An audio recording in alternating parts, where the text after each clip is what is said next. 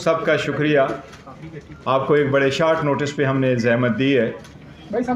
आज जिस तरफ हम आपकी सबकी तवज्जो मबजूल करवाना चाह रहे हैं और जिस मकसद के लिए आपको बुलाया है, वो गुज़श्ता 2 दिन से जिस तरीके से सियासी रहनुमाओं ने, जो ख़ानदानी सियासी रहनुमा है, जो अपने पार्टी पे काबिज़ है, उन्होंने गुज़श्ता 2 दिनों में ख़ासकर कल से जिस तरीके से हाई कोर्ट पे वो हमलावर हुए हैं और जिस तरीके से इन्होंने हाई कोर्ट के डिसीजन को क्रिटिसाइज़ किया है, हम उसकी शदीद मज़म्मत करते हैं।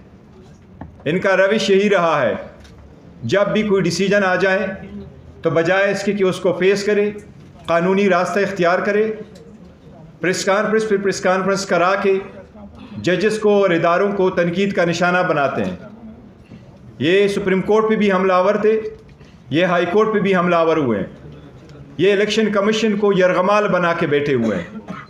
इलेक्शन कमीशन अपनी आईनी ज़िम्मेदारी पूरी करते हुए, मैं तवक्को करता है इलेक्शन कमीशन ख़ुद भी एक स्टेटमेंट देता, लेकिन इलेक्शन कमीशन से कोई ऐसी स्टेटमेंट नहीं आई। जितने लोगों ने, सियासी रहनुमाओं ने हाई कोर्ट के डिसीजन को क्रिटिसाइज़ किया है, सबसे पहले आपको बताएं, पाकिस्तान के 175 पॉलिटिकल पार्टीज़ में से कभी किसी ने इलेक्शन इसी तरीके से ट्रांसपेरेंट मैनर में नहीं किए जिस तरीके से पीटीआई ने करवाए। आज आपके सामने पाकिस्तान पीटीआई का आम वर्कर अल्हम्दुलिल्लाह एक चेयरमैन की हैसियत से यहाँ बैठा है। हमारा असल चेयरमैन, हमारा असल लीडर कल भी जो था, आज भी है और कल भी रहेगा, वो इमरान खान साहब है। वो चाहे जेल में है चाहे बाहर है, वही रहनुमाई करते हैं और वही लीड करते हैं।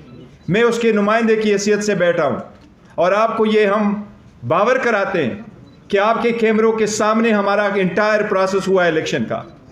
हमने जितने इलेक्शन कराए, इस पार्टी ने हमेशा फ्री, फेयर एंड ट्रांसपेरेंट कराए। इलेक्शन कमीशन के पास आईनी कानूनी नुक्ता था कि इलेक्शन कमीशन के पास कोई इख्तियार समाअत नहीं है इन मामलात को देखने का। इलेक्शन कमीशन ने कहा कि आपका चीफ इलेक्शन कमिश्नर की रिजिग्नेशन नहीं है। वो chief election commissioner already resign कर चुका था और सेक्रेटरी जनरल ऑलरेडी रिज़ाइन कर चुका था। हाई कोर्ट के जज साहब ने 4 घंटे इस केस को सुना था। उस 4 घंटे के सुने में जितने भी आपके कैमरे वाले मौजूद है, पेशावर वालों से पूछे, इनके पार्टियों ने सिर्फ उस जज साहब को तप्पड़ नहीं मारे, इतने सख्त अल्फाज उस वक्त कोर्ट में भी इस्तेमाल किए थे। इन सारे सियासी रहनुमाओं को, ये जो रेमनेंट पीडीएम के हैं, इनको अच्छी तरह नज़र आया है कि 8 तारीख को इनके पल्ले कुछ भी नहीं बचना। ये अपने अपनी सीट आप हारेंगे इंशाअल्लाह ताला, अगर election free, fair and transparent हुए। इनको इनका पता है, इसलिए इनकी सिर्फ ये कोशिश है कि पीटीआई के पास बल्ला ही ना रहे। और हमें उम्मीद है इंशाअल्लाह ताला ये सिर्फ पीटीआई का निशान नहीं है, ये पाकिस्तान के 25 करोड़ अवाम में से 70% अवाम की उमंगों की निशानी है। ये अवाम की बुनियादी हक़ है कि इसके मुताबिक इलेक्शन करे। सुप्रीम कोर्ट ये कानून मौलाना मौदूदी के केस में 1964 में सेटल कर चुकी है।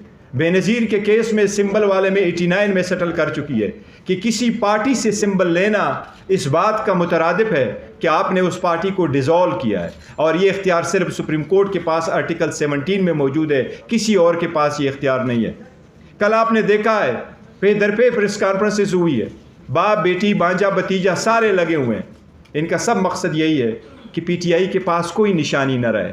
हम पहले दिन से कहते चले आ रहे हैं कि ये वो है जो हार्स ट्रेडिंग को बड़ा पसंद करते हैं और वो हार्स ट्रेडिंग में पैदा बड़े हुए हैं। यही तो है जो सुप्रीम कोर्ट ने, जब हुकूमतें डिज़ाल्व होती थी, असम्बलियों के केस सुप्रीम कोर्ट के पास जाते थे, सुप्रीम कोर्ट बारहा कह चुकी थी कि कोई ऐसा निज़ाम वज़ा करे जिसमें हार्स ट्रेडिंग रोके। अगर आप पीटीआई में इस वक्त निशान लेते हैं, 227 रिज़र्व सीटें किसके पास जाएगी? 70 सीटें नेशनल असम्बली, बाकी प्रोविंशियल गवर्नमेंटों के पास है। अगर 227 सीटें आप रिज़र्व एक पार्टी से ले लेते हैं तो इनका क्या रद्द-ए-अमल होगा सदर के इलेक्शन में, सेनेट के इलेक्शन में, चीफ मिनिस्टर, प्राइम मिनिस्टर के इलेक्शंस में, स्पीकर, डिप्टी स्पीकर के इलेक्शन में इनका क्या रोल होगा? इस वक्त सबसे ज़्यादा नॉमिनेशन कैंडिडेट जो फील्ड की है वो पीटीआई ने की है। अगर आप निशान वापस ले लेते हैं तो क्या ये लोग सारे इंडिपेंडेंट इलेक्शन लड़ेंगे? अगर आप उनसे इंडिपेंडेंट इलेक्शन करवाएंगे तो इलेक्शन के बाद जो हार्स ट्रेडिंग होगी उसका जिम्मेदार कौन होगा? ये द मोस्ट क्रिटिकल इलेक्शन इस मुल्क में होने जा रहे हैं। अगर ये election free, fair and transparent नहीं हुए तो ये इकानमी तबाह हो जाएगी, ये मुल्क का बदतरीन नुकसान हो जाएगा, ये डेमोक्रेसी डिरेल हो जाएगी, ये मुल्क मुतहम्मिल नहीं हो सकता। ये जो काबिज बैठे हुए हैं पार्टियों पे, इनको इस बात का इदराक नहीं है। इनकी पार्टी बचे, इनकी पोजीशन बचे, ये पार्टी बचे, इनकी पोजीशन बचे, वो पोजीशन है जो अपने बेटों और बेटियों के अलावा किसी और को देते नहीं, ये बचे। मुल्क का कितना नुकसान हो उनका एहसास नहीं है। कल उन्होंने जजेस पे जो हमलावर हुए, मैं आपको अगर आपकी इजाज़त से सिर्फ एक वीडियो प्ले करवाता हूँ थोड़ी सी, आप ये देखें, इनकी ये देखें कि जब जब कोई केस आता है देखें जजेस के बारे में ये क्या कहते हैं, इल्तिमास करते हैं कि अगर ऐसे हमले किए जाएंगे तो वक्त से पहले इसका तदारुक किया जाए।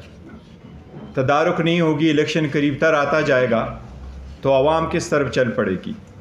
हमारी सारी आवाम से उम्मीद दरख्वास्त है कि पुरअमन रहे, लेकिन अगर ऐसे इक़दामात न किए गए तो मुल्क किस तरफ चल पड़ेगा? क्या तीसरी क़ुव्वतों को आने की इजाज़त दी जा रही है? क्या ये बेहतर नहीं है कि अदलिया इन सब चीज़ों का तदारुक करे? क्या ये बेहतर नहीं है कि अदलिया इस मसले को देखे? कल आपने देखा है, ये 2 दिनों में हमने अभी 2 पिटीशनें फ़ाइल की इलेक्शन कमीशन में। इलेक्शन कमीशन जब अडियाला जेल आया था तो मैंने पर्सनली जज साहिबान से रिक्वेस्ट की है कि आप उनको सीरियसली देखें, बजाय इसके कि आप अडियाला जेल आ जाएं। आप इंडियन इलेक्शन कमीशन के पैरवी करते हुए, उनसे उनके तकाबुल करते हुए आप काइंडली ग्राउंड पे रहें। आपके सामने ये पिटीशन हम फाइल कर चुके हैं।